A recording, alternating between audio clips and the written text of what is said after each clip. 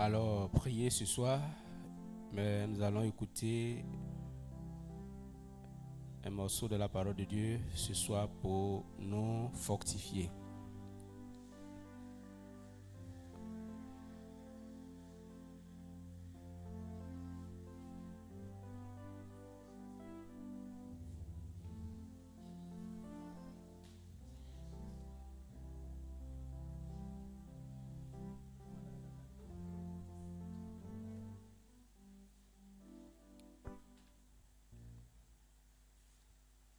Nous prenons le livre du Exode,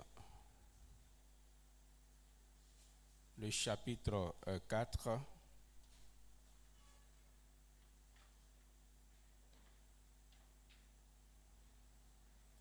Exode, chapitre 4, et je lis à partir du verset 10.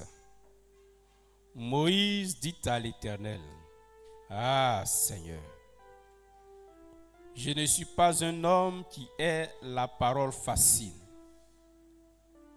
Et ce n'est ni d'hier, ni d'avant-hier, ni même depuis que tu parles à ton serviteur. Car j'ai la bouche et la langue embarrassées. L'Éternel lui dit: Qui a fait la bouche de l'homme? Et qui rend muet ou sourd, voyant ou aveugle? N'est-ce pas moi, l'Éternel? Va donc, je serai avec ta bouche, et je t'enseignerai ce que tu auras à dire. Verset 13. Moïse dit: Ah Seigneur, envoie quelqu'un d'autre, envoie qui tu voudras envoyer. Verset 14. Alors la colère de l'Éternel s'enflamma contre Moïse, et il dit: N'y a-t-il pas ton frère Aaron le Lévite? Je sais qu'il parlera facilement. Le voici lui-même qui vient au-devant de toi. Et quand il te verra, il se réjouira dans son cœur. Tu lui parleras et tu mettras les paroles dans sa bouche. Et moi je serai avec ta bouche et avec sa bouche. Et je vous enseignerai ce que vous aurez à faire. Verset 16. Il parlera pour toi au peuple. Il te servira de bouche et tu tiendras pour lui la place de Dieu. Prends dans ta main cette verge avec laquelle tu feras des signes. Amen. Le thème que nous développons ce soir est celui-ci: servir Dieu avec ses handicaps et ses atouts. Servir Dieu avec ses handicaps et ses atouts. Bien-aimés, nous abordons ce soir un thème important, un thème d'actualité dans nos vies en tant que chrétiens. Et je voudrais que nous soyons attentifs. Il arrive bien de fois que nous soyons comme Moïse. Moïse, ici certainement dans sa 80e année de vie, était en train de faire paître le troupeau de son beau-père Jéthro lorsque il a vu le buisson qui était en feu. Une touffe d'arbres, d'herbes qui brûle, mais qui ne se consume pas. On ne voit pas de fumée, ça ne finit pas. Donc Moïse se dit: mais qu'est-ce qui se passe? Ça c'est quelque chose de bizarre ça. Il s'approche pour voir de près ce qui se passe. Parce que étant berger dans la forêt, dans le désert, je lui ai dit, quand même quand il y a du feu, la fumée, on voit et puis ça brûle, quelques minutes, ça passe. Donc dans sa curiosité, il s'approche de ce fameux feu et À sa grande surprise, il voit du feu, mais une voix sort de ce feu et commence à parler avec lui. La voix va lui dire, enlève tes chaussures, parce que le lieu sur lequel tu te tiens, ce lieu-là est saint, ainsi de suite. La voix va commencer à parler, je suis l'Éternel, le Dieu d'Abraham, d'Isaac, va se présenter. Et ils vont engager alors la conversation. C'est moi Dieu, je suis descendu, j'ai vu et j'ai entendu la souffrance. Alors, les cris que Israël fait monter à moi parce que l'Égypte le fatigue. Voilà ce que j'ai décidé de faire. Alors, j'ai été choisi pour aller faire sortir ce peuple-là de la maison de Pharaon. Nous sommes là avec un vieux monsieur de 80 ans par là, parce qu'ici, il a fui 40 ans qu'il est parti et qu'il revient 40 ans après. Mathématiquement, ça doit faire 80 ans. Dans leur échange, Moïse dit à Dieu, toi-même tu sais que je bégais. Je ne peux pas parler doucement, facilement. Donc, vrai là, je veux, mais il faut prendre quelqu'un d'autre. Dieu le convainc pour dire la bouche, la langue, tout ça qu'il a fait. Moïse dit, tu sais, affaire là, si je bégais là, ce n'est pas affaire d'hier. Il a 80 ans. Ce n'est pas avant-hier que je suis devenu, je bégais. Ce n'est pas il y a 5 ans. Affaire là, il y a longtemps. Donc, il ne faut pas me fatiguer. Ce qui est sûr, je suis d'accord, mais il faut trouver quelqu'un d'autre. Dieu se fâche. Et Dieu va finir par le convaincre. Et lui aussi va finir par se convaincre et aller servir Dieu, n'est-ce pas, avec cet handicap.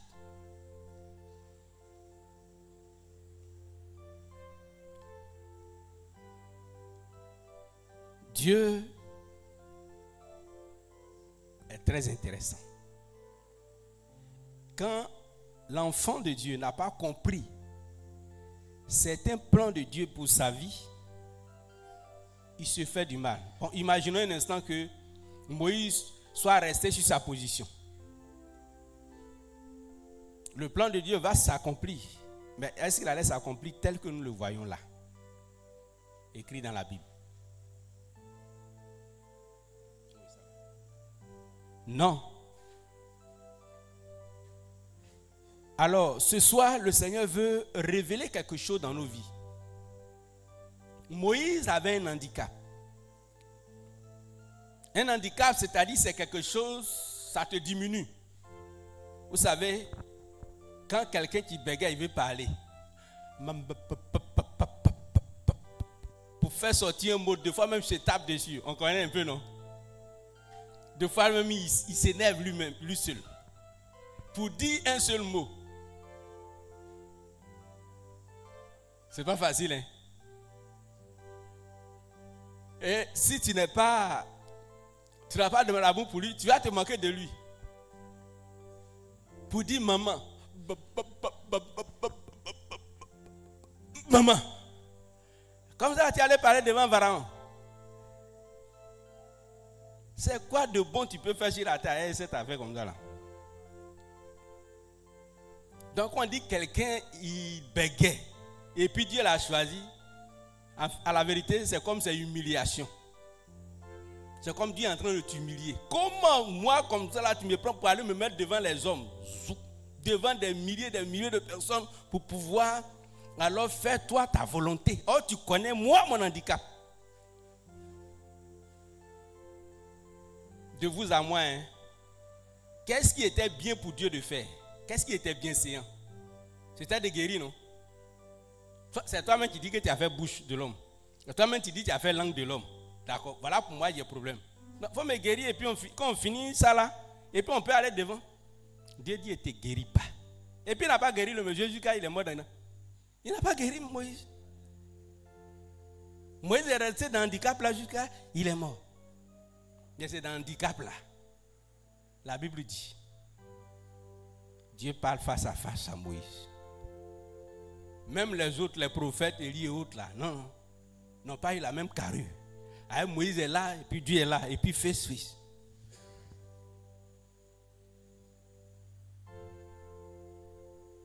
Moïse n'a pas reculé devant un danger comme le prophète a reculé devant un danger.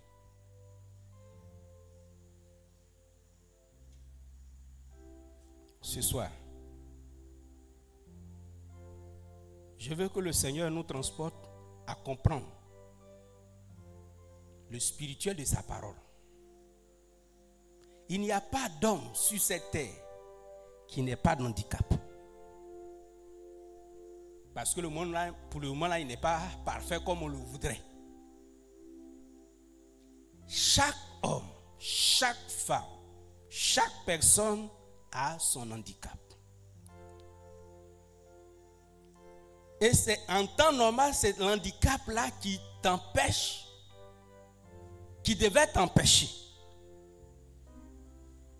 d'être valorisé devant les hommes, d'être bien devant les hommes. Mais l'handicap là vient pour t'exposer. Tu es un leader et puis pour parler ses problèmes. Dieu a trouvé une solution. Il dit bon d'accord, ça c'est pas un problème. Et qu'est-ce qu'il ne te guérit pas, hein? Mais ton grand frère Aaron qui vient là, quand toi tu vas parler, il va traduire, il sera ton prophète. Et puis moi Dieu là, je te parle. Quand je te parle, et puis lui va traduire ce que toi tu vas lui dire. Donc on va régler le problème comme ça. Mais si c'est pour te guérir pas, bien sûr. Et ils sont restés dans ce deal là. Et Moïse a fait le travail de Dieu. Bien-aimé, l'un des pièges de Satan aujourd'hui, nous les chrétiens modernes qui n'avons pas souffert, c'est que nous voulons que Dieu nous guérisse, il nous débarrasse de tout ce qui est handicap. Les chrétiens, en Côte d'Ivoire on dit choco, c'est-à-dire les chrétiens choco sans problème. Voilà, c'est ce que nous voulons. Oh, ils sont nombreux à travers la Bible qui ont servi Dieu avec des handicaps.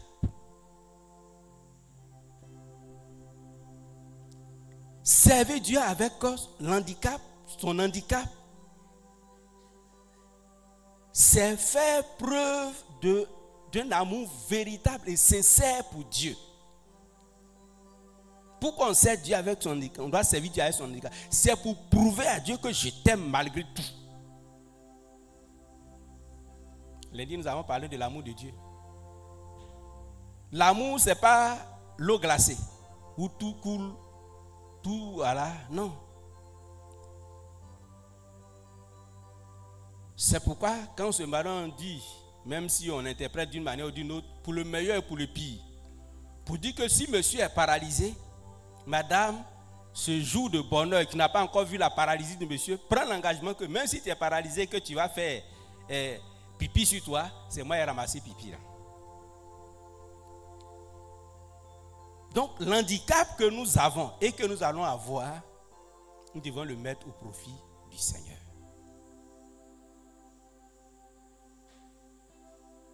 Parce que c'est lui-même qui permet l'handicap. Il dit c'est moi qui fais la bouche, c'est moi qui fais la langue. C'est lui qui crée les handicaps.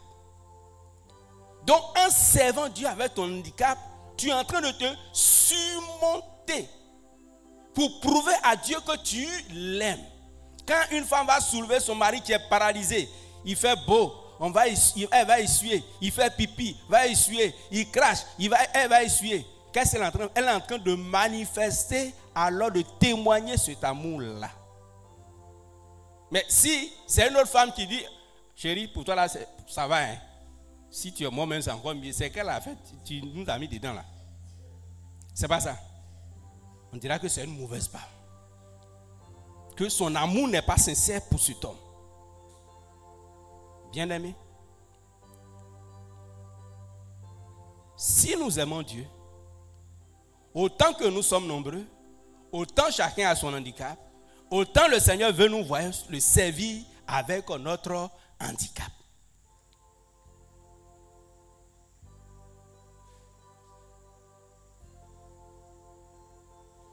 La Bible dit, Jacob est parti chez son oncle Laban. Il s'est marié. Des années après, il revenait. Un jour, il a fait palabre avec un ange de Dieu sur la route. Et puis, Jacob a commencé à boitiller. Parce que la Bible dit, alors, l'ange l'a tapé, n'est-ce pas, du côté de la hanche. Alors, quand tu as tapé ici, que le nez est chose là, tu fais quoi? Donc, Jacob, qui était un garçon solide, bien gaillard, Jacob, là, à partir de cet instant, Jacob ne marchait plus droit comme ça. Il était alors un handicapé. Vous voyez? Mais Jacob a servi Dieu avec cet handicap. C'était dans le désert. Il avait 2 femmes, il avait des enfants, il avait des serviteurs, il avait des animaux. Mais par là, ils ont fait là, avec l'ange, comment il a pris un coup. Même si Dieu a changé son nom, mais là, il a pris un coup. Il ne sait pas si Dieu l'a guéri, mais ce qui est sur la Bible dit, il a pris un coup. Il a commencé à boitiller.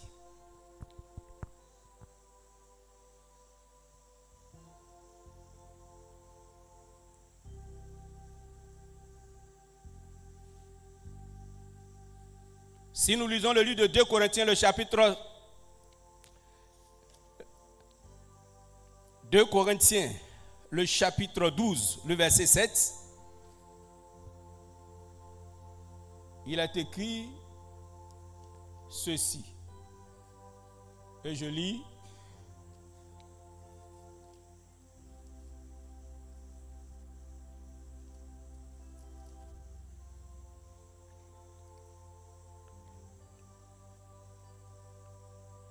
Si je voulais me glorifier, au verset 6, je commence. Je ne serais pas un insensé, car je dirais la vérité, mais je m'en abstiens, afin que personne n'ait à mon sujet une opinion supérieure à ce qu'il voit en moi ou à ce qu'il entend de moi. Et pour que je ne sois pas enflé d'orgueil à cause de l'excellence de ces révélations, il m'a été mis une écharde dans la chair, un ange de Satan, pour me souffleter et m'empêcher de m'enorgueillir. 3 fois j'ai prié le Seigneur de l'éloigner de moi, et il m'a dit, ma grâce te suffit, car ma puissance s'accomplit dans la faiblesse. Je me glorifierai donc bien plus volontiers de mes faiblesses, afin que la puissance de Christ repose sur moi. Nous prenons toujours dans le même sur cette histoire, nous partons dans le livre de Galates chapitre 4 verset 13 qui raconte la même histoire. C'est le grand apôtre Paul. Le grand apôtre Paul aussi, qui était un homme oint, un homme de puissance, un homme revêtu de la gloire de Dieu, un homme saint. Mais ici, il raconte un épisode de sa vie où il parle d'une écharde qui est dans son corps. Une écharde, généralement, nous, nos mamans qui pilent le foutou, pendant que tu piles le foutou, un morceau de bois peut rentrer sous tes ongles. Tes ongles là, ça devient comme, voilà, ça devient une écharde. Quelque chose, un petit morceau de fer, de bois, de verre, quelque chose rentre dans ta peau, ça te fatigue. Pour l'apôtre Paul ici, selon ce que nous savons un peu, il avait des problèmes d'yeux. Celui qui fait de si grands miracles, il a des problèmes d'yeux. C'est-à-dire qu'il ne voit pas bien clair. C'est comme s'il était un peu aveugle. Dans l'un des passages, même, il pouvait dire, si c'était possible, même, vous auriez même enlevé vos yeux pour me donner. Parce que tellement vous m'aimez. Donc, le grand apôtre avait un souci au niveau des yeux. Bon, les gens peuvent interpréter, mais c'est ce que nous voyons, que nous lisons. Cela est pour lui un handicap. Vous êtes d'accord avec moi que nous, ce sont nos yeux qui nous ont conduits que dans ce temple. Dans le cas contraire, c'est quelqu'un qui va attraper tes mains puis tu vas marcher. Donc, si tu as des problèmes, Dieu, pour lire, tu as problème. Pour aller prendre la douche, tu as problème. Pour marcher, tu as problème. Tu vois que la vue fait tout. C'est la vue qui fait tout. Par moment, si tu n'entends pas que tu vois les gens courir, tu te mets à courir aussi. La vue fait tout. Et le grand apôtre, il a des problèmes de vue. C'était à quel niveau, il ne sait pas. Mais il en parle ici comme quelque chose pour lequel le Seigneur ne veut pas le guérir. Il dit, il fait ça pour que Dieu l'a fait pour le rendre, pour le briser, pour le rendre humble, pour ne pas qu'il puisse s'enorgueillir. Mais ce qui nous intéresse ici, c'est qu'il a servi Dieu avec cet handicap. Et le grand patron même qui devait le guérir a refusé de le guérir. Il dit, j'ai prié combien de fois? 3 fois. Dieu dit, tu ne guéris pas. Il faut guérir les autres, mais toi, tu ne guéris pas. C'est-à-dire, il a guéri d'autres qui étaient aveugles, mais lui, on ne le guérit pas. Lui-même qui est aveugle, c'est-à-dire, il a des problèmes, Dieu. Mais s'il n'est pas aveugle totalement, mais il a guéri d'autres qui ont des problèmes, Dieu. Mais lui, Dieu dit, je ne te guéris pas.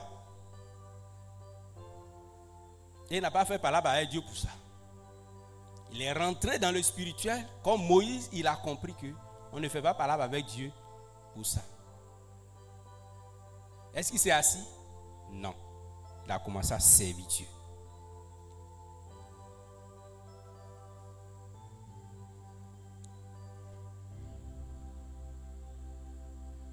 Il n'y a pas d'homme qui n'ait pas d'handicap. Si c'est nous aujourd'hui, nous allons poser les balises. Tant que tu ne me guéris pas,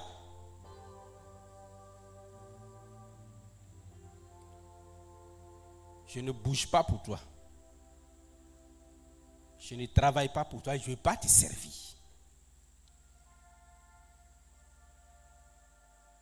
Bien-aimé, servir Dieu avec ses handicaps, nous sommes en train de prouver à Dieu que nous l'aimons malgré tout et que ce qui est là n'est que temporaire et qu'on peut se dépasser. Dans le cas contraire, nous chantons dans la bouche que nous aimons Dieu, mais nous ne l'aimons pas.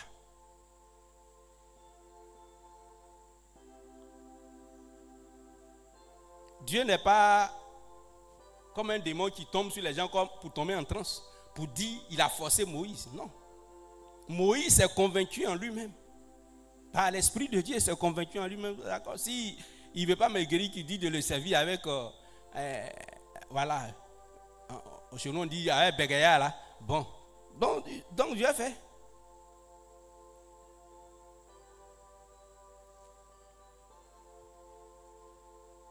Beaucoup ont jeté l'éponge.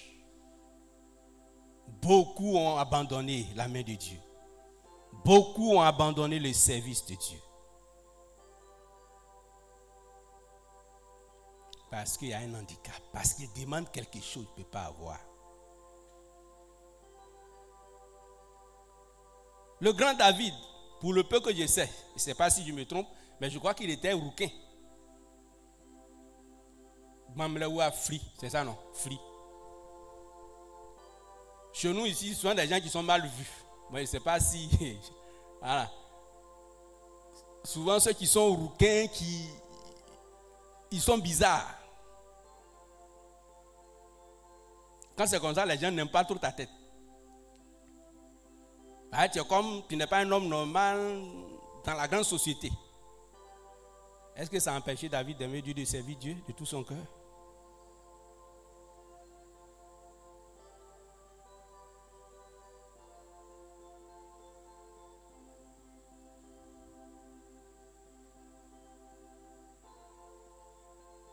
C'est vrai que Samson a déconné, c'est pas ça? Il a violé la loi de Dieu. Il était aveugle à vie. Mais Samson a utilisé cet handicap-là. De toute façon, il voulait tuer les Philistins. Il a utilisé l'handicap. Il était aveugle. Ils ont cassé ses 2 yeux. Et la Bible nous dit, le jour de la mort de Samson, les Philistins qu'il a tués étaient plus nombreux que ceux qu'il a tués dans tout son ministère. Il pouvait se lamenter auprès de Dieu. Seigneur, pourquoi tu m'as fait ça? C'est vrai, à cause d'un seul péché que j'ai commis là, tu m'as laissé dans l'affaire comme ça là. Seigneur. Mais il avait un objectif. Écraser ce peuple-là, qui était un mal pour Israël. Et ce jour-là, tous les grands étaient là. Tous les grands de ce pays étaient là. Quand Samson a cassé les grands piliers là où ils étaient, ils sont morts. Il a gagné ou bien n'a pas gagné? Bien aimé.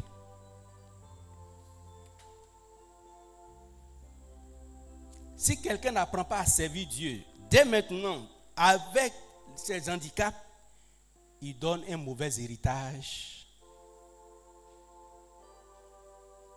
à sa postérité. Parce que tes enfants ne sauront pas qu'on peut transcender, on peut aller au-delà de ça, on peut servir Dieu avec ses handicaps. Papa ne nous a pas montré. Il dit que quand on a telle situation, on attend.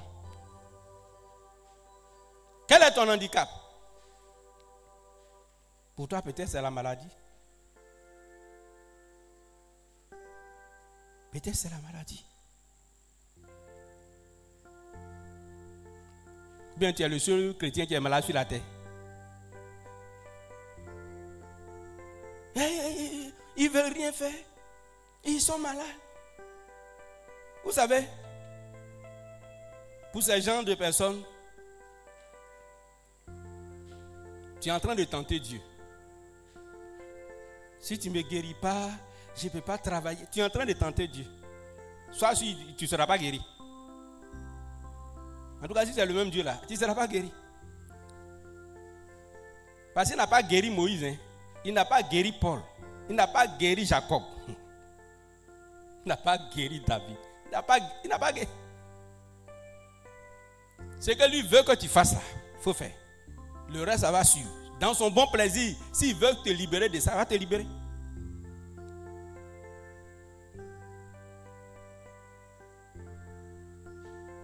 Est-ce que quelqu'un comprend quelque chose?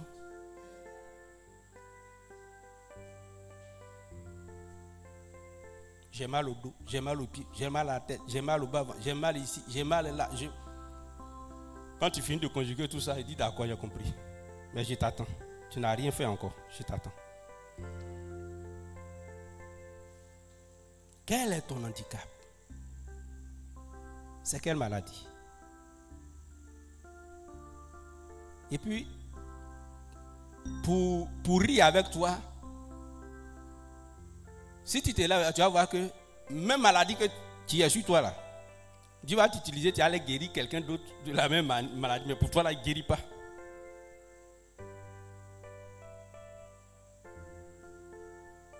Ce n'est pas toi qui fais son plan d'action. Si tu ne me guéris pas, il ne fait pas ça. Tu ne me guéris pas, il fait ça.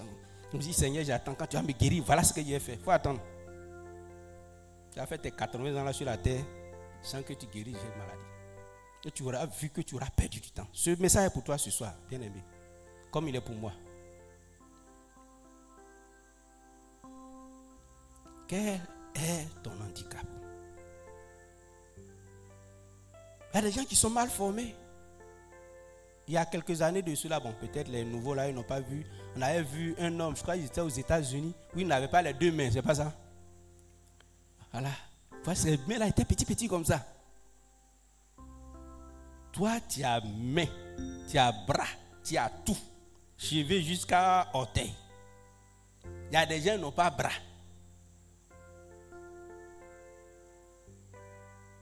Il y a des gens en bas d'Abira, il y a des handicaps. Il y a des gens, leurs 2 pieds là, c'est pas même taille, même longueur.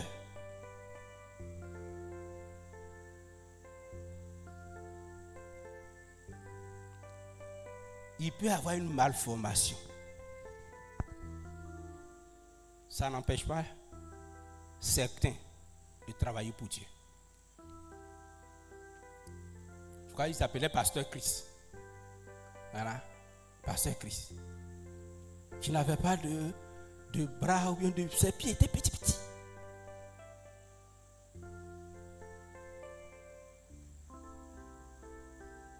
Pour une malformation, tu es fâché contre Dieu, tu ne veux rien faire. D'accord? Attends de voir s'il va changer de position pour toi, s'il va augmenter la longueur de ce que tu es. Il dit, c'est moi là, dans ce que tu es là, il faut me servir. Il faut me prouver que tu m'aimes, malgré tout.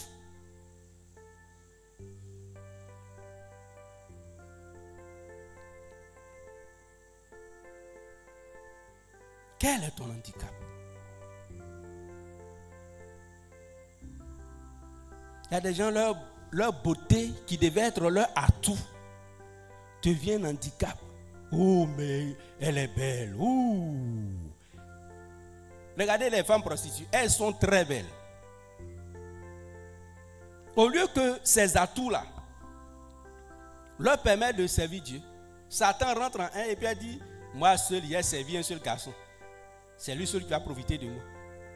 Et dans un esprit retourné, elle se livre. La grande beauté que Dieu leur a donnée, son nom se détruit. Quel est ton handicap? Peut-être tu n'as pas été à l'école. En bon français, on dit que tu n'es pas éduqué. Mais ce n'est pas ce que ça veut dire. Quand on parle la langue française, où on met le, toi tu mets là, quand on met là, toi tu mets le, tout ça là. Est-ce que ça change quelque chose dans l'onction et dans ce que tu vas faire? Mais c'est un handicap pour toi. Le Seigneur est en train de te dire que ça ne doit pas être un handicap. C'est pourquoi d'autres sont là. Si je ne peux pas parler français, comment j'ai prêché? On n'a pas écrit la Bible en français. Voilà. On a traduit la Bible en français. Sinon, on n'a pas écrit en français. Il a dit de toutes les langues, selon que l'Esprit de Dieu t'a donné de comprendre la quintessence de la parole de Dieu, la valeur profonde de la parole de Dieu. Tu dis ça dans la langue qui te sied, que les autres peuvent comprendre. Donc on n'est pas un concours de dictée ou de grand-mère. Pour dire là, dis-le, le Bible. Donc ça là, non, on ne doit pas dire ça. Et j'ai vu, bon, vous connaissez dans nos églises, souvent on affecte les pasteurs parce qu'on dit ici là, c'est les intellectuels qui sont là. Comme c'est les intellectuels, il ne faut pas envoyer un pasteur façon qui n'a pas fait les études.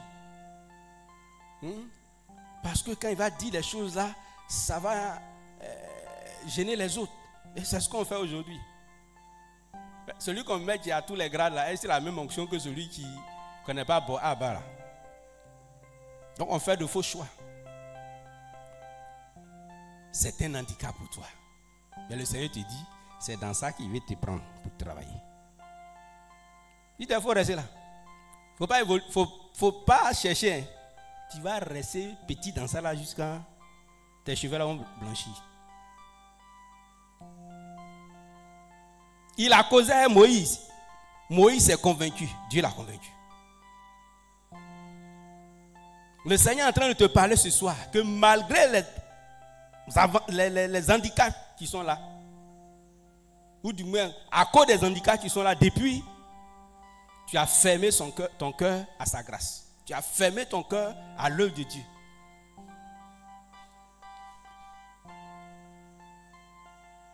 Aujourd'hui, certains chrétiens, leur vie chrétienne là, ça se limite à... Envoyez-moi le tableau ici.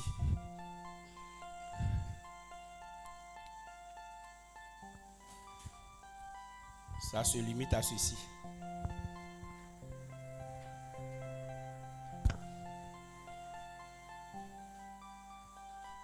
Ça va? Ça sort bien? Si l'amour de Dieu, comme l'avons dit avant-hier, était comme ça, tout ce qu'ils savent faire là, quand ils se sont réveillés matin, ils ont prié.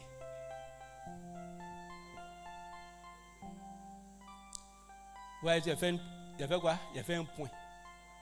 Dans tout l'œuvre de Dieu, ou bien dans tout l'amour de Dieu que tu as là, c'est ça, c'est un point. Après, toute la journée, on a passé le temps à méditer, à lire la parole de Dieu. Ça s'arrête là. On répète ça aujourd'hui, demain, après-demain. Toute notre vie, c'est ça. Hein? Prière, méditation, prière, méditation. C'est mauvais. Prière, méditation, prière, méditation, prière, méditation. Tout le reste là, ça ne les intéresse pas. Le service de Dieu là, ça s'arrête là. C'est pourquoi j'ai mis point.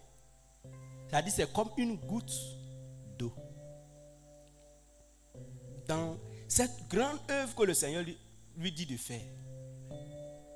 Un jour quand Jésus était égaré, et puis Marie le cherchait avec ses frères, on dit ta mère et tes frères te cherchent. Et Jésus a dit quoi?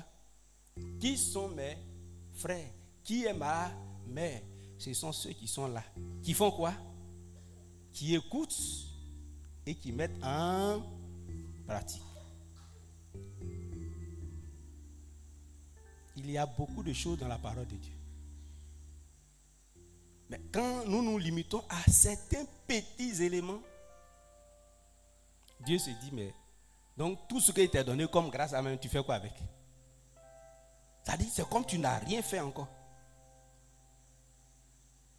Par rapport à peut-être quelqu'un qui s'est réveillé matin bonheur dans sa précipitation, n'a même pas eu le temps de méditer, il est parti. Et il a peut-être pu annoncer l'évangile à quelqu'un. Et entre toi et puis lui là, qui a bien fait? Qui a eu un point de plus? Toi tu es assis, on lit la parole de Dieu, on retourne, on lit, on retourne. Là c'est la foi des collégiens. Quand on était au collège, au lycée, à l'école c'était ça. Parce qu'on n'a rien à faire. On ne sait pas qu'il y a des choses difficiles dans la vie. La vie chrétienne, ça se vit dans le marché. Vous êtes parti au marché aujourd'hui, non? Voilà. Ça se vit dans les services. Ça se vit dans la rue. Ce n'est pas l'église où on vit la vie chrétienne. L'église, là, c'est comme le professeur nous a rassemblés pour nous donner des conseils. Maintenant, quand on est dans la rue, là, on est dans le travail, au champ, ça c'est les travaux pratiques. On est en train de faire des exercices. Et puis quand on revient, le professeur corrige avec un bon message le dimanche. Et puis on dit, ce qu'il a fait à André, c'était pas bon. Hein. Donc ça là, c'était 18 sur 20. Quand tu dis, l'autre, là c'est bon. Là, ça, tu as eu 20 sur 20. L'autre moment, tu es tombé dans le péché, là c'est 0 sur 20. On ne peut pas se limiter à des petites choses. Souvent on croit que on a fait beaucoup. C'est seulement 2 points. Parce que Dieu nous a donné beaucoup. Nous avons dit quoi? Il avait donné 10 commandements. Dans le premier commandement même, tu aimeras le Seigneur ton Dieu là. Donc toi, ton aimer, c'est lire, méditer seulement. C'est pourquoi une église où alors les chrétiens aiment Dieu. Mais on a tellement d'ouvriers. On a tellement d'ouvriers. Il n'y a pas quelqu'un qui va rester les mains croisées. Il n'y a pas, parmi vous les femmes, il n'y a pas quelqu'un qui peut rester là incapable d'exhorter les autres. Incapable de faire quelque chose.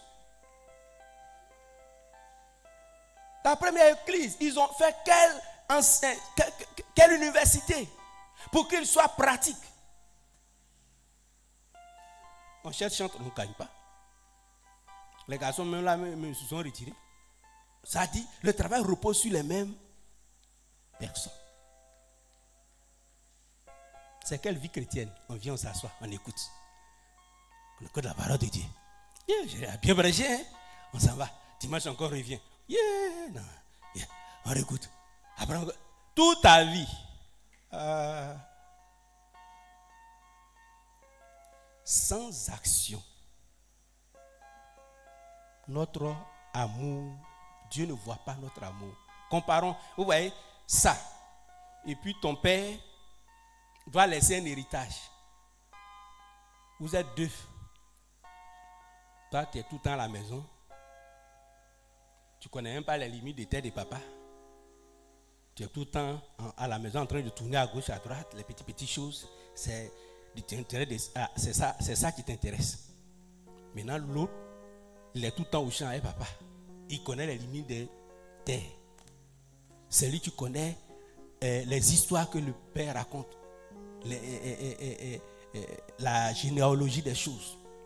C'est lui qui connaît les secrets du parent. S'il va laisser un héritage là, c'est le nom de qui va mettre. Toi, tu as été éphémère, tu es resté alors à la surface. Lui, il est parti en profondeur. C'est pourquoi quand les parents meurent, souvent quand on ouvre l'héritage, on voit que c'est moi, on devait mettre mon nom. Mais tu n'as pas marqué le père. Tu n'as pas marqué le père. Donc lui, il s'en va alors chercher quelque chose d'autre. Où il va mettre ton nom quelque part et puis alors donner ce qui est de la valeur à ceux qui ont marqué son cœur. Donc l'amour de Dieu, quand nous avons des handicaps, ça ne peut pas nous empêcher alors de servir Dieu. Parce que si nous le faisons, que nous ne voulons pas servir Dieu avec ça, c'est Satan qui gagne. Et c'est nous qui perdons. C'est Satan qui gagne. Et c'est nous qui perdons. Aujourd'hui, cette église, on devait être devant, dans tout. Parce que ce n'est pas la vision qui a manqué quand l'homme de Dieu est arrivé ici. Ce n'est pas la vision qui a manqué. Ce n'est pas la vision qui a manqué.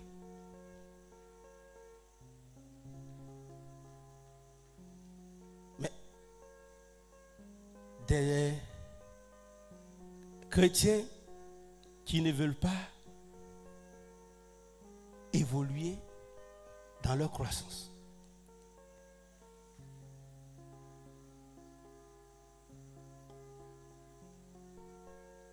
Bien-aimé, une église, c'est les actions. C'est pourquoi on dit les actes des apôtres. C'est les actions. Et des actions concrètes. Prier, tout ça c'est bon. Si ton ministère, c'est intercéder, là, c'est autre chose. Là, c'est autre chose. Alors, bien-aimé, nous avons tous des handicaps.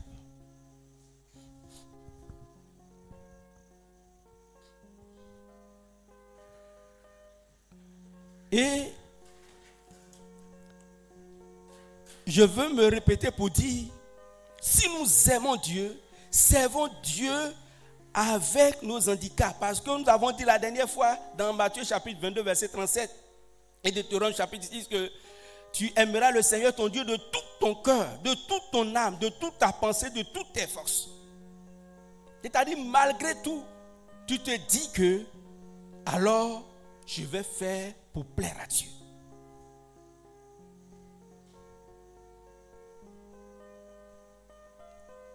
Je n'ai pas de maison. C'est un handicap pour toi, c'est vrai.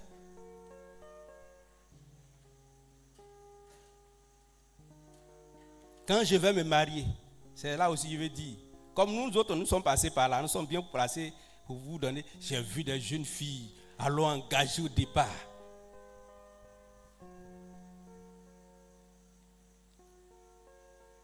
Mais aujourd'hui, elles sont mortes. Leur zèle est effrité. Parce qu'elles n'aiment pas Dieu, elles cherchaient plutôt le mariage.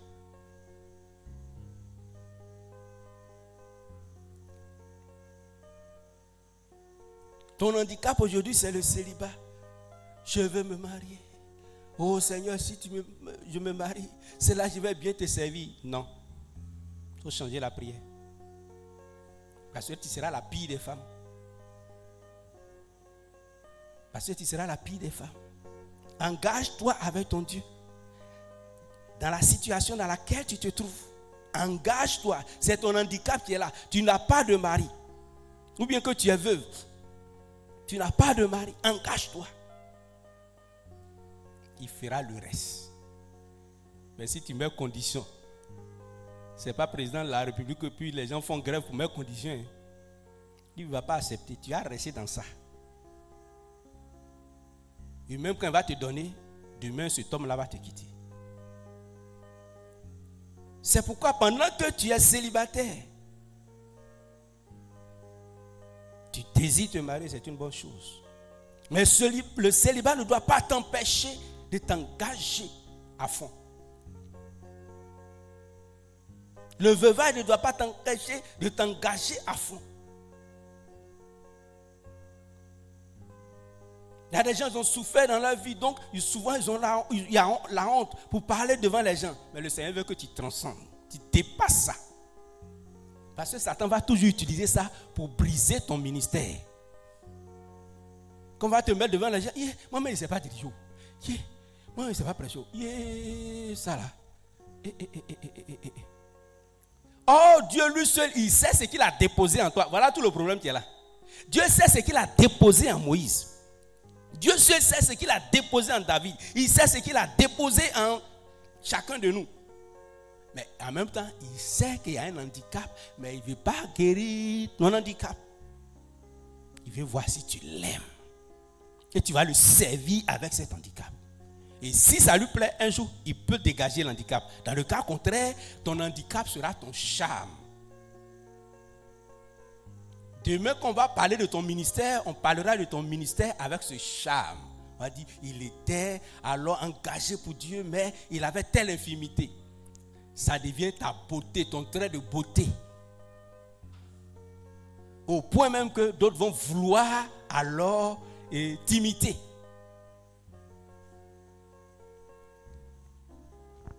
Oui, bien-aimés. Nous avons tous des handicaps. C'est pourquoi le Seigneur nous permet que nous exercions ce soir. Parce que nous tous,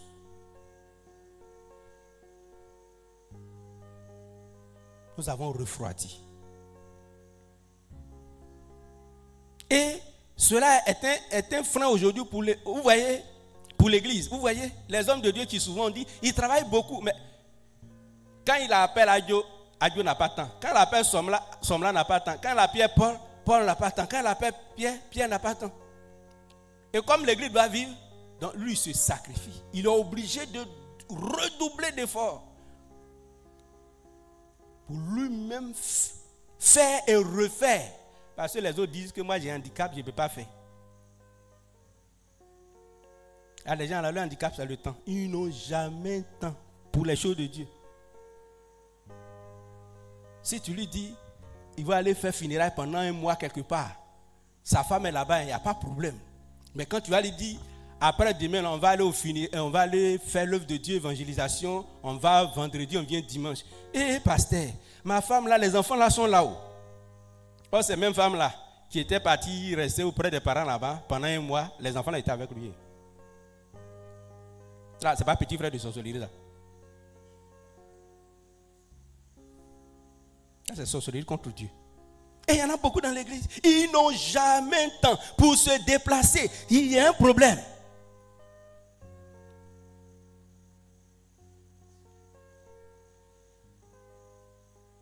Tu as un handicap. Le Seigneur veut que tu transcendes, tu dépasses, tu ailles au-delà. Il veut que tu le serves avec ça. Tu lui démontres que tu es de l'amour. Il ne va pas tout te donner sur un plateau d'or.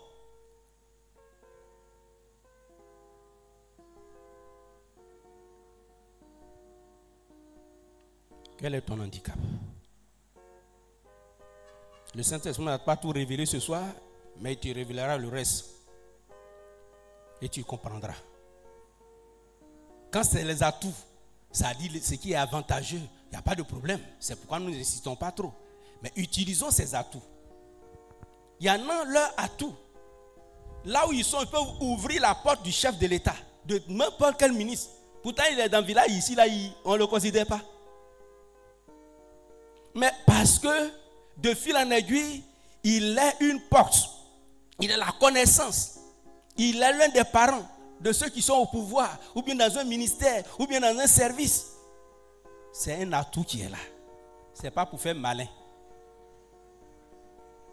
Il faut utiliser ça pour l'œuvre de Dieu.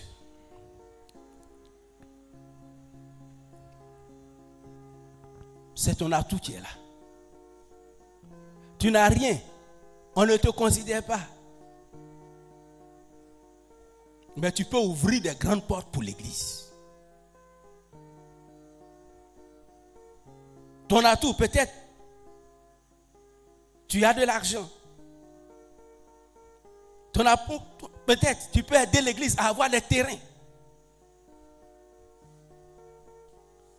Ton atout aujourd'hui, les problèmes de terre commencent à se poser. Si l'église ne prend pas des terres aujourd'hui pour garder,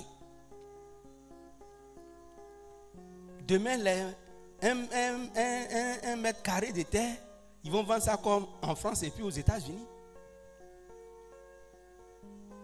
Et c'est encore un autre problème pour l'église aujourd'hui, d'avoir des terres. L'église doit s'acheter des terres à gauche, à droite, partout dans toutes les villes. Parce qu'aujourd'hui ne sera pas demain. Et toi qui en as, tu fais quoi? On préfère donner à d'autres. Vous qui êtes ici, vous êtes propriétaire, vous avez donné combien de terres au Seigneur? Si ce que vous avez gratuitement, vous n'avez pas pu donner à Dieu, c'est quoi vous pouvez donner à Dieu?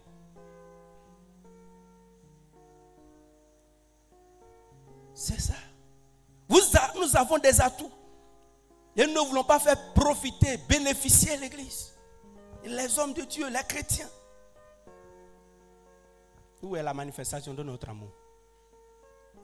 Alors, bien aimé, servir Dieu avec ses handicaps et ses atouts, les conséquences ou bien les bénéfices, cela nous revient alors avec abondance.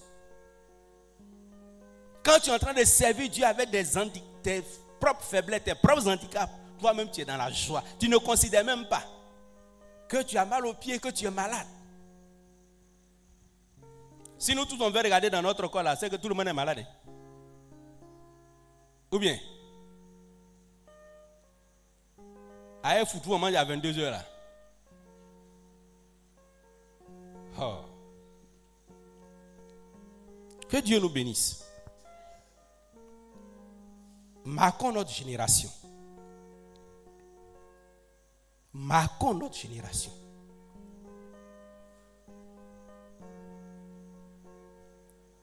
Aujourd'hui, le problème de terre en Côte d'Ivoire devient récurrent. Ne serait-ce qu'un morceau de terre à donner à l'église. Hier, Abidjan même qui est là. Est-ce que nos parents considéraient Abidjan? Mais aujourd'hui, pour avoir un terrain à Abidjan, peut-être vous serez 3 ou 4 dessus. Que cela nous interpelle.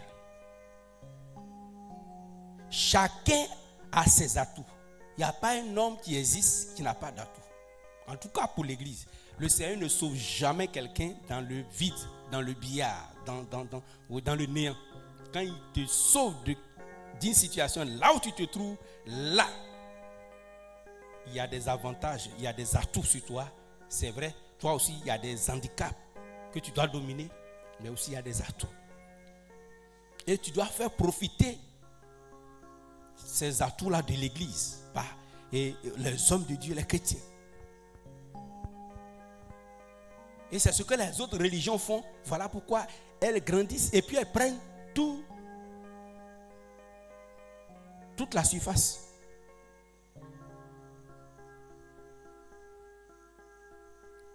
Le Seigneur dira, mon fils, ma fille, prouve-moi ton amour. Je ne te guérirai pas. Tu vas prendre un médicament ou tu vas prendre, faut prendre seulement. Tout l'argent te donne là. Comme tu ne veux pas manifester foi en moi, donc faut prendre seulement. Parce que travailler pour Dieu, servir Dieu, c'est un remède. Je termine par ce petit témoignage. Quand nous faisions la formation de l'école dimanche, on nous a donné ce témoignage-là. Une jeune fille, donc de l'âge de l'école du dimanche, était malade et puis on l'a diagnostiquée, c'est pas quoi, les cellules blanches ou quoi là. En tout cas, elle devait mourir. Elle devait mourir. Donc de l'hôpital, elle a dit à papa de lui donner son calepin. Elle a dit papa, non, elle a pris son calepin et puis elle a écrit le nom de plusieurs personnes, n'est-ce pas? les grandes personnes, des gens qu'elle connaît. Et puis elle dit, papa, je vais prier pour ces gens puisque le médecin dit qu'elle ne va pas vivre longtemps. Et la petite fille, sur ce lit d'hôpital-là, a commencé à prier. Pendant ces quelques jours qui lui restaient à vivre sur la terre, elle a commencé à intercéder pour ces gens-là. Pourquoi? Pour leur conversion. Dans leur quartier, pour leur conversion. Et elle va mourir. Elle était couchée tout ce temps, c'était le séjour à l'hôpital, c'est plusieurs mois là-haut donc. Et c'est après sa mort, qu'on va constater que tous les noms qu'elle a mis dans le calepin, pour qui elle priait, et tous ont été convertis. Et tous ont été gagnés à Christ. Elle a utilisé son handicap.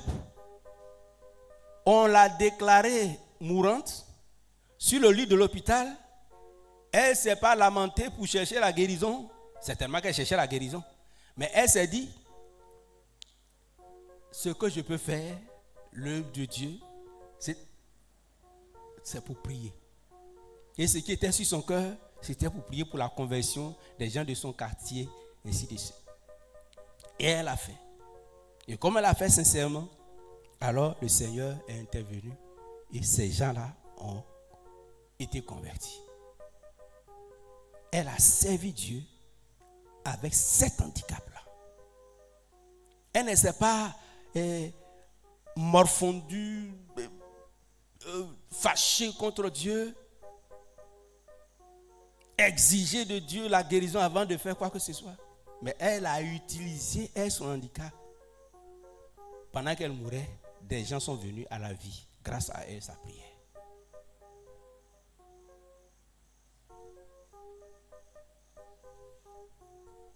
Nous bénissons le Seigneur, nous baissons la tête et nous lui disons merci.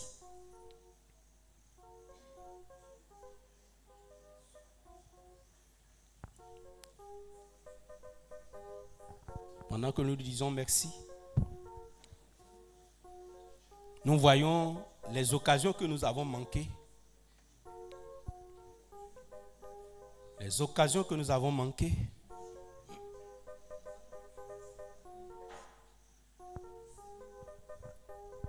Alors que nous devions utiliser atouts et handicaps pour servir Dieu, pour montrer à Dieu que nous l'aimons. Alors, bien-aimés, approchons-nous de Dieu pour le bénir, pour la révélation de sa parole ce soir, pour le bénir et aussi pour lui dire qu'il nous pardonne. Parce que en voyant cette parole, nous voyons que nous nous sommes comportés par moments comme des incrédules. Nous avons posé des conditions à Dieu. Alors, Seigneur, nous voulons ce soir te dire infiniment merci. Nous sommes nombreux, nous qui, ô Dieu de gloire, Papa, avons refusé de te servir parce que il y avait tel handicap, telle incapacité, telle action qui nous empêchait, selon nous, de te servir. Mais nous avons vu qu'il y avait des gens qui avaient autant d'handicap que nous et qui ont servi Dieu. Moïse était un handicapé. Jacob était un handicapé. David avait lui aussi son handicap. Samson était aveugle. L'apôtre Paul avait des problèmes Dieu. Personne n'a exigé de toi la guérison. Et tous ont prié pour leur guérison. Ils ne l'ont pas obtenue. Mais cependant, ils t'ont servi. Nous voulons, notre Dieu, ce soir, te dire merci pour la révélation de ta parole, mais aussi te demander pardon. Parce que, Seigneur, c'était dans notre cœur. Nous avons trahi la parole que nous nous avons donnée quand nous nous convertissions en son temps. Seigneur, nous te demandons pardon. Pardon, pardon, pardon. Aujourd'hui, des jeunes filles, des jeunes hommes célibataires qui devaient être engagés pour l'œuvre de Dieu, ils sont refroidis parce que le célibat est pour eux un handicap. Ils se disent, si seulement tu me donnes un mari, une femme, c'est là que je vais bien te servir. Ils sont tombés dans le piège de Satan. Seigneur, il y a des veuves qui sont refroidies, qui sont fâchées contre toi. Pourquoi Dieu a pris mon mari? Seigneur, et aujourd'hui, elles sont déconnectées de toi. Nous te demandons pardon, parce que Satan les a gagnés. Nous voulons te demander pardon pour tous ces frères et sœurs en qui tu as mis des grâces immenses, mais qui se disent, comme je ne sais pas parler français, comme je ne sais pas m'exprimer devant les gens, comme je n'ai pas été à l'école, alors que les autres le fassent. Seigneur, et dans ton cœur, tu n'es pas content de cela. Quand Moïse a voulu discuter avec toi, lui-même qui a écrit la propre conversation que tu as eue avec lui, a révélé que tu t'es mis en colère contre lui. Oui, c'est la même chose que tu as fait pour Paul.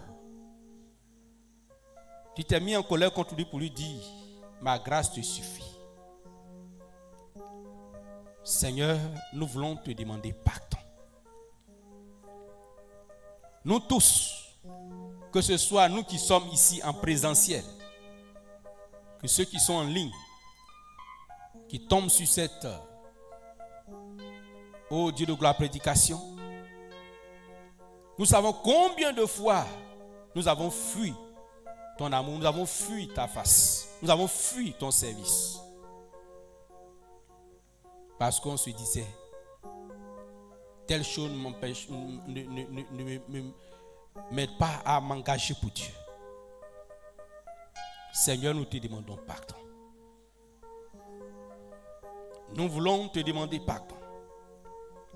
Tu as même donné des atouts à chacun pour que l'Église puisse profiter de ces atouts. Pour que des frères, des sœurs puissent profiter des atouts. Mais nous avons fermé notre cœur à ta grâce. Nous n'avons pas compris, Seigneur, ta volonté. Nous nous sommes dit que c'était pour nous-mêmes. Oh Seigneur, nous te demandons pardon. Parce que tel frère dans tel service, c'est un atout pour toute l'Église, pour tous les autres frères et sœurs. C'est un atout pour la conversion de plusieurs autres âmes. Nous voulons, Seigneur, te demander pardon. Ce soir, nous te demandons pardon. Parce que le temps que cela a pris, notre inaction, ça fait du mal à plusieurs autres personnes. Parce que ne voulant rien faire, le travail repose sur les mêmes personnes. Or, toi, tu sais que tu as déversé en chaque personne, en chaque ouvrier, des grâces que tu voudrais voir la personne manifester. Seigneur, nous te demandons pardon. Tu as donné à ton fils, à ta fille, de parler facilement, d'avoir un contact facile avec les autres pour annoncer l'évangile. Mais au contraire, elle l'utilisera pour le commérage au lieu d'annoncer l'évangile. Elle utilise l'accès facile qu'elle a auprès des hommes, des femmes, au lieu d'annoncer l'évangile, plutôt pour des commérages, des choses qui sont sans valeur. Nous te demandons pardon. Nous avons mal fait depuis longtemps. Notre handicap, l'incapacité, nous te demandons pardon. Nous voulons compter sur ta grâce. Merci de le faire pour nous. J'ai prié au nom de Jésus. Amen. Nous allons prier et nous allons prendre maintenant cet engagement pour dire au Seigneur, montre-moi comment tu veux que je te serve avec ces différents handicaps. Montre-moi comment tu veux que je te serve avec ces différents atouts. Prions le Seigneur notre Dieu. Seigneur, oui, il n'y a pas un homme qui n'a pas d'handicap.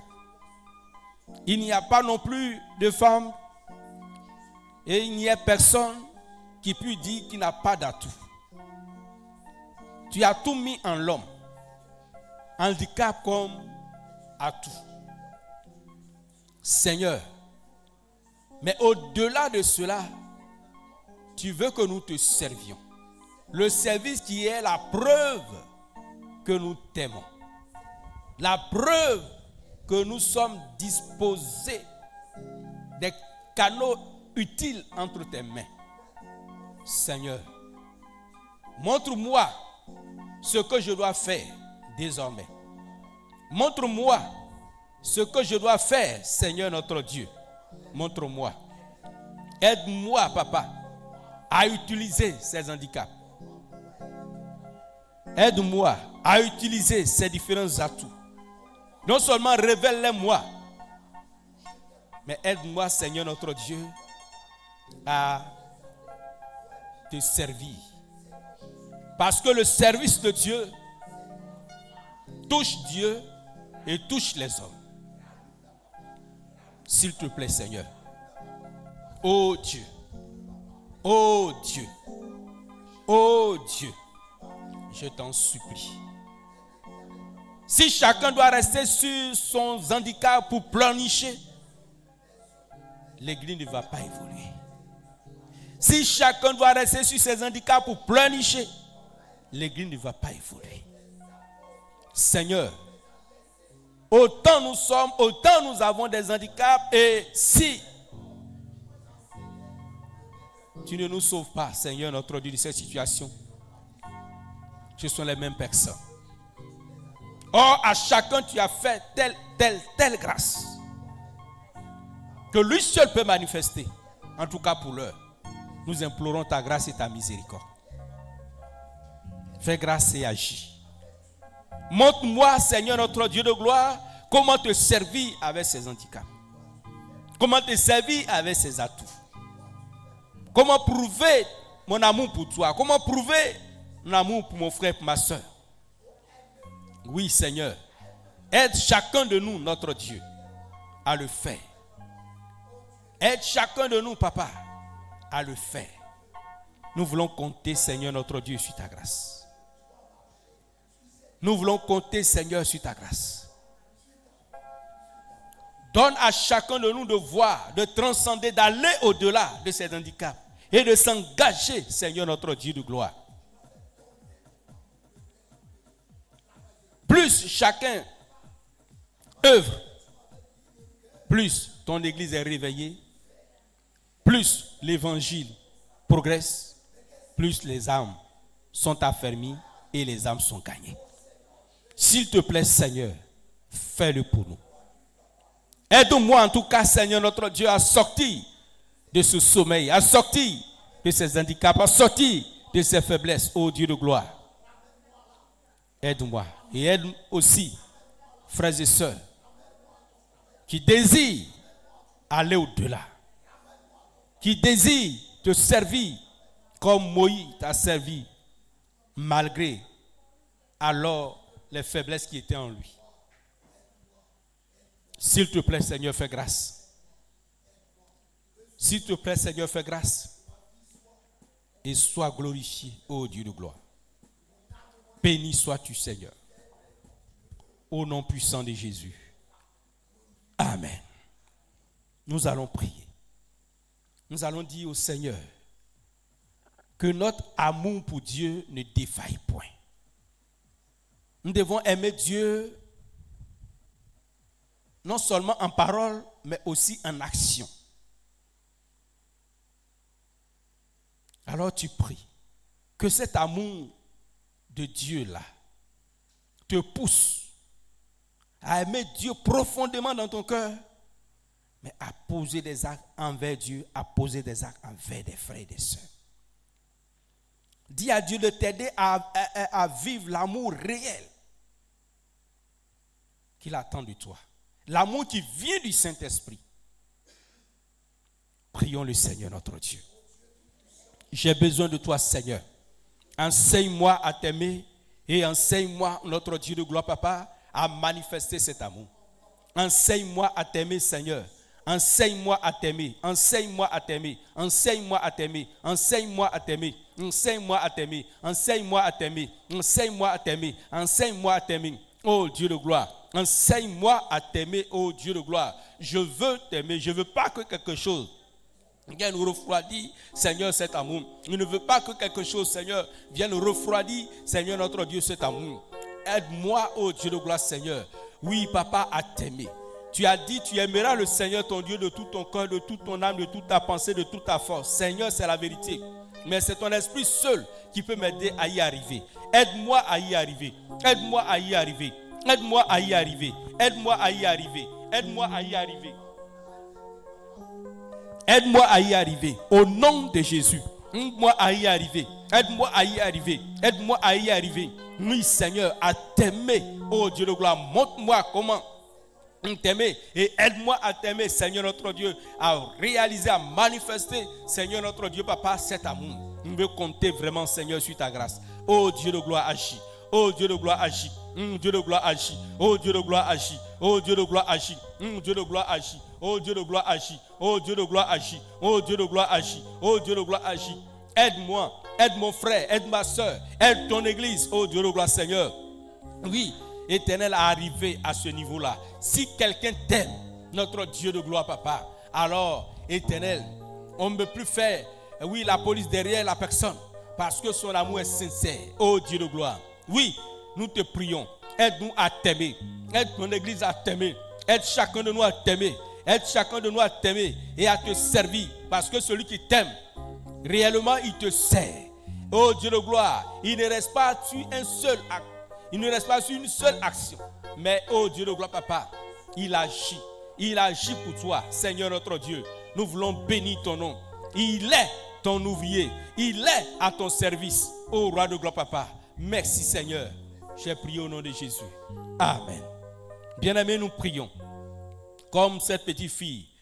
Alors nous allons nous souvenir de certaines personnes pour leur conversion. Parce que c'est la prière d'amour, de foi.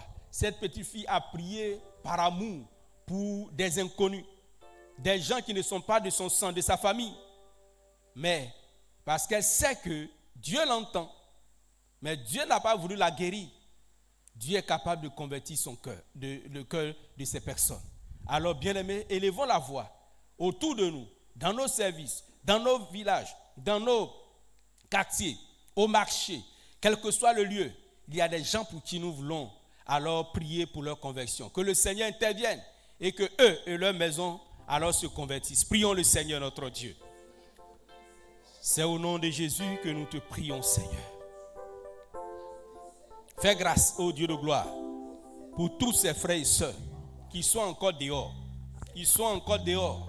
Nous te demandons pardon. Ramène-les dans la bergerie. Ramène-les dans la bergerie. Ramène-les dans la bergerie. Ramène-les dans la bergerie.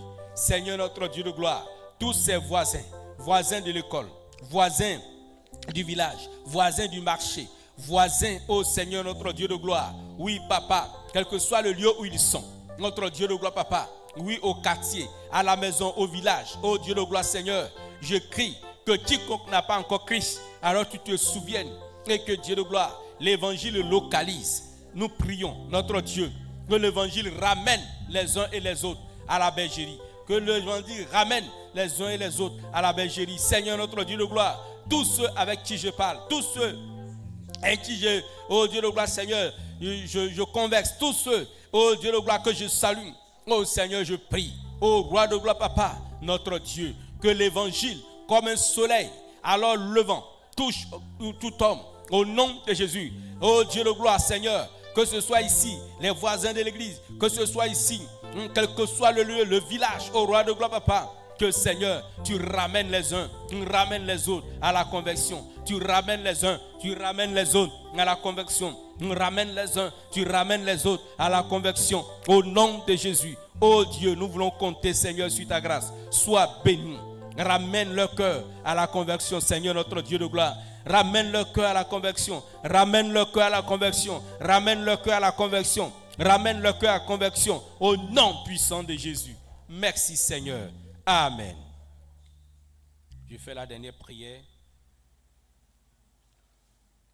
Nous te bénissons, notre Dieu et Père. Nous te disons infiniment merci.